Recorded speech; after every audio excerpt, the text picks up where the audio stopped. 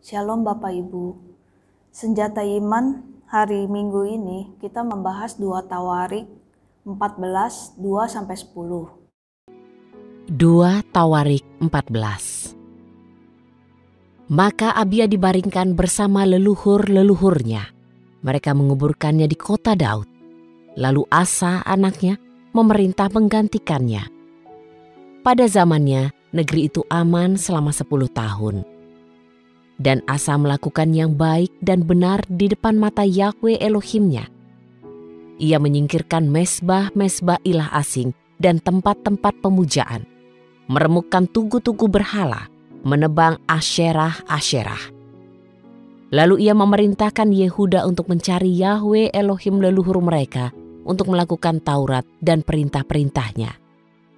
Ia menyingkirkan tempat-tempat pemujaan, juga mesbah-mesbah kemenyan dari seluruh kota Yehuda.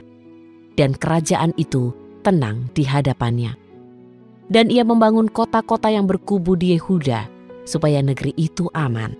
Di sana tidak ada perang dengan dia pada tahun-tahun ini. Yahwe telah memberikan ketenangan kepadanya. Kemudian ia berkata kepada orang Yehuda, "Marilah kita memperkuat kota-kota ini, juga tembok-tembok di sekelilingnya, menara-menaranya, 2 daun pintu gerbangnya, dan palang-palangnya, selagi negeri ini di hadapan kita. Karena kita mencari Yahwe Elohim kita. Kita telah mencari, dan dia memberikan ketenangan kepada kita di segala penjuru." Mereka membangun dan sukses. Pada masa Asa, ada 300.000 orang yang gagah perkasa dari Yehuda yang membawa perisai besar dan tombak.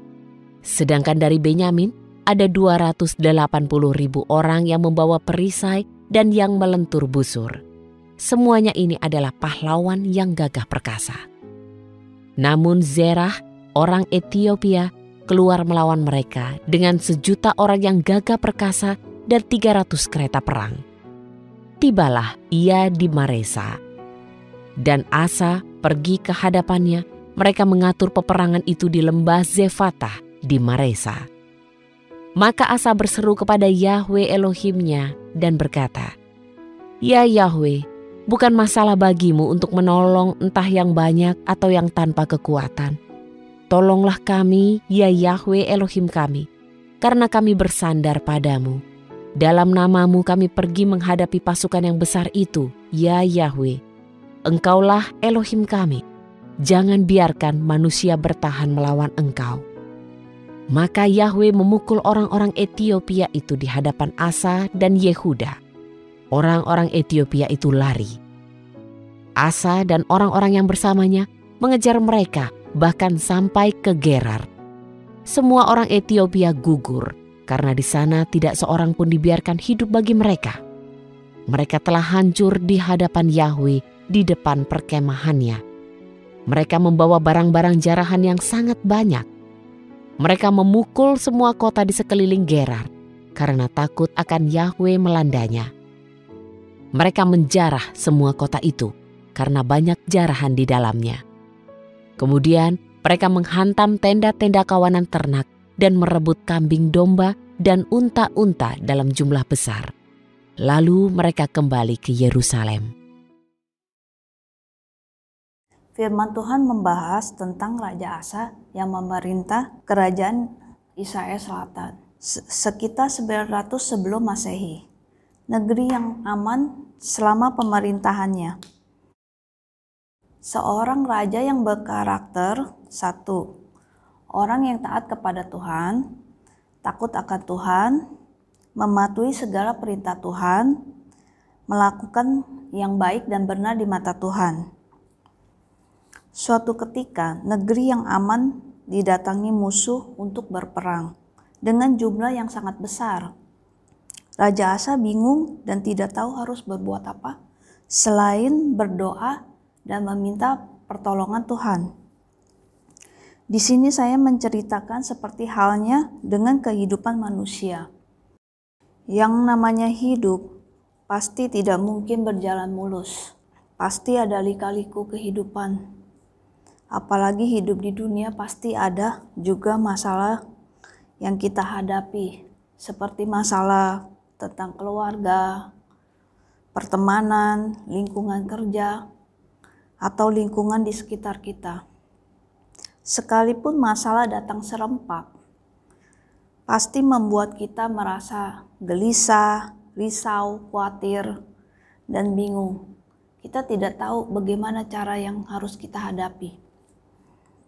Kita sebagai orang beriman, yang hanya kita lakukan adalah doa dan berserah. Serahkan semua masalah kamu ke Tuhan.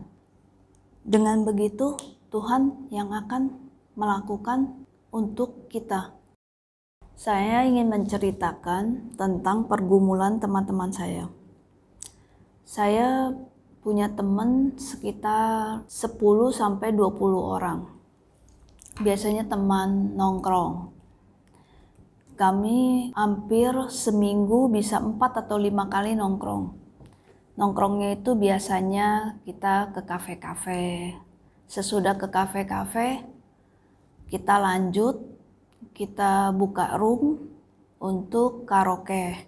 Entah karaoke-nya itu pasti berpindah-pindah dari tempat satu ke tempat satu yang lain. Seminggu bisa 4-5 kali. Lama-kelamaan setiap hari karaoke dan pergi ke kafe-kafe, saya merasa jenuh.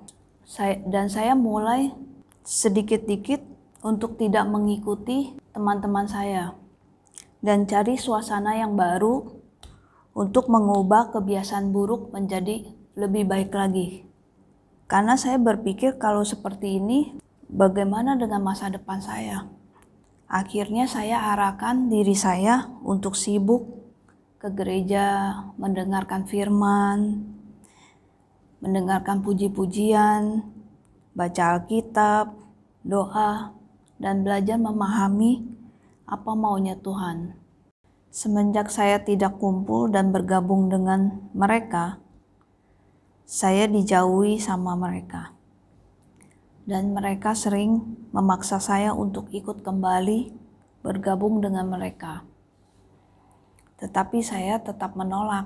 Meskipun saya dijauhi, saya tetap memiliki teman sejati dan setia sepanjang hidup, yaitu Yesus Kristus.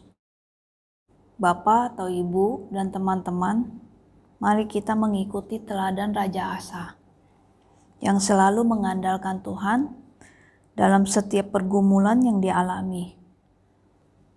Terima kasih, Tuhan Yesus memberkati.